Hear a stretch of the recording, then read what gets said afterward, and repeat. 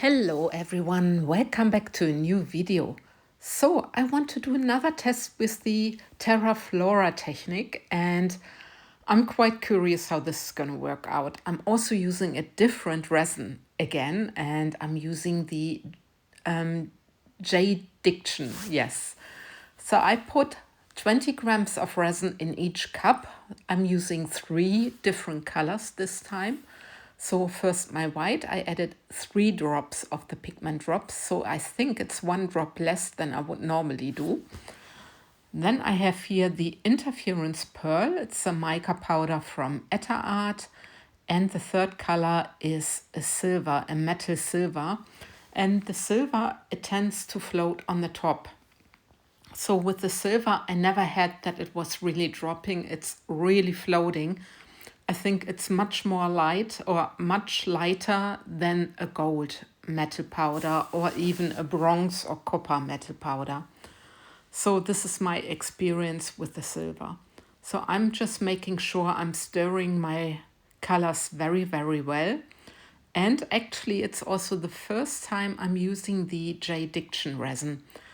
I got this recommended by Pure Pour by Nicole. So thank you, Nicole, for recommending me this resin to try out. So I ordered this via Amazon because it was also a little bit cheaper. And then I thought, yeah, why not? So I'm just making sure I'm mixing my colors very well. You see it, I'm really stirring and I made my video just a little bit faster so you don't get bored with all the mixing, but sometimes I think it's important that I take you with me how I'm mixing my colors so you know what I'm doing. I mixed in total 200 grams of resin because I was not quite sure how much resin would fit in the mold. And plus, sometimes it's also like this that that you lose some resin because it's still a little bit in the cup. So that's why I always mix a little bit more.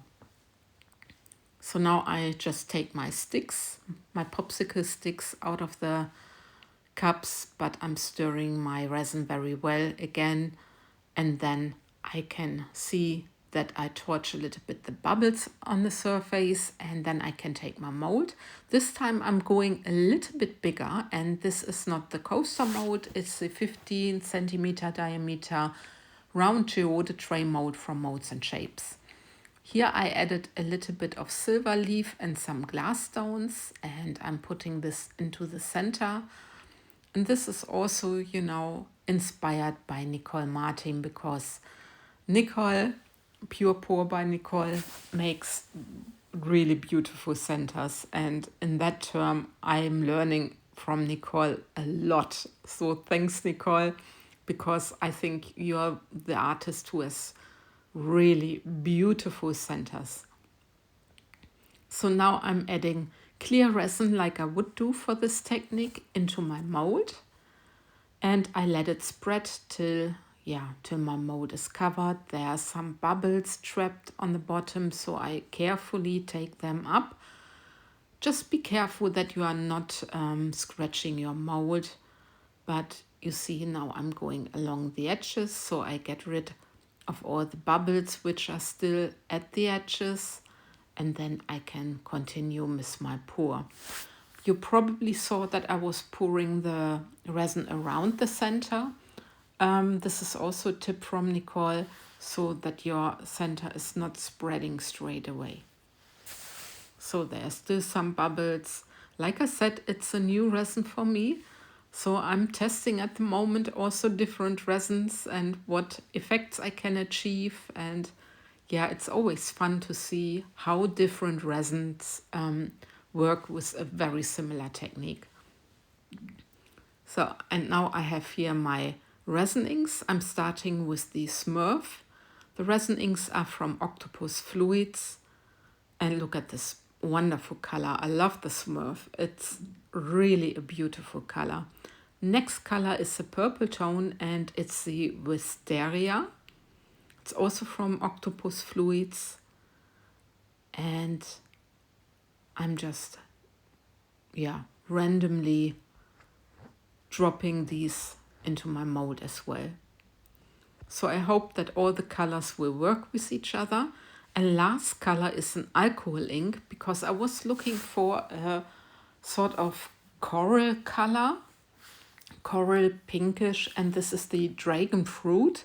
And I thought this gives it a little bit of a highlight.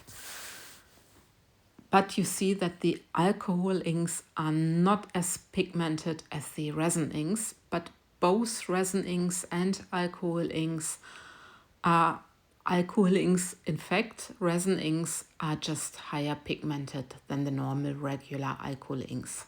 So my fourth color is the aquamarine, and this is a resin ink from Etta Art. So I'm very curious how this is gonna work. Now I'm taking my clear resin, and like I did in my previous pours, I'm just loosening the colors up a little bit. I'm not sure, like I said a couple of times, if this makes sense, but I think, that you get maybe different shadings of your alcohol or resin inks, because you really loosen up the colors. You make some parts of the pour lighter. And now I'm starting with my silver, and I'm just going in a spiral. And I love how the silver is taking the color. Do you see this? It's really straight away like a white color taking the color, and I think it's very beautiful. Now I'm pouring my pearl mica, just, whether in the gaps or on top of my silver, this doesn't matter, I think. Just doing my spiral. And then I can use my white. And like I said, this white is this time a little bit less opaque. It's only in 20 grams, 3 drops of the pigment drops. So normally I think I would put 4 drops for 20 grams, but just playing around and see what I can achieve, how it's looking with less or more white. It's always interesting to see. So, and this is my pour practically done. And now I'm taking the rest of my clear resin. It's actually not so much anymore, and I'm sorry that I just, in front of the camera with my cup, but I think you can imagine how it's looking when I pour clear resin into the center. So I just make sure that I take the resin out of my cup, and there you see how the silver leaves and the little stones I put in there, how they are spreading. But they're spreading a little bit to one side, so after torching, I will add a little bit of the silver into the center again, just a tiny bit, so it's more centered.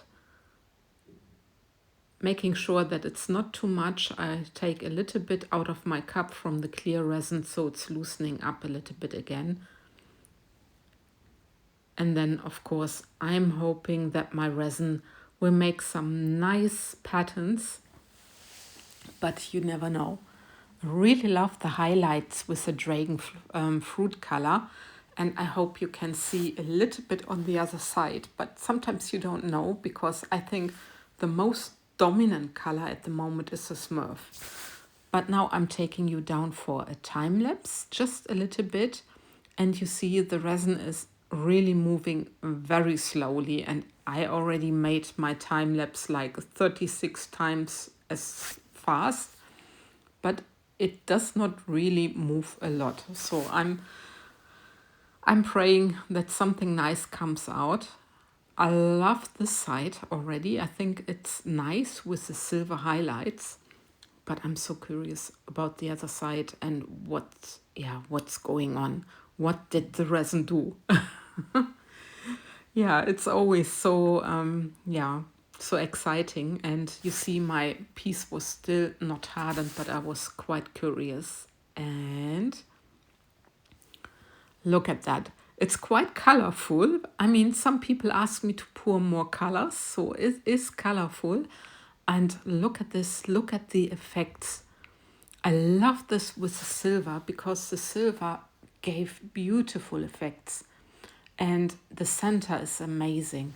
You will see it later better in my final reveal, but I really adore this piece. First I thought, but looking at the second look, I really like this. I like these little blobs, which are not just all white, they have colors as well. And look at this gorgeous center. It's like a flower, like a deep flower rosing. And I really like it a lot. I'm sure I will be playing a lot more with this technique. I'm still discovering, and I hope you like this technique as well. So hopefully we see each other in my next video. Take care and thanks for watching, guys. Bye bye.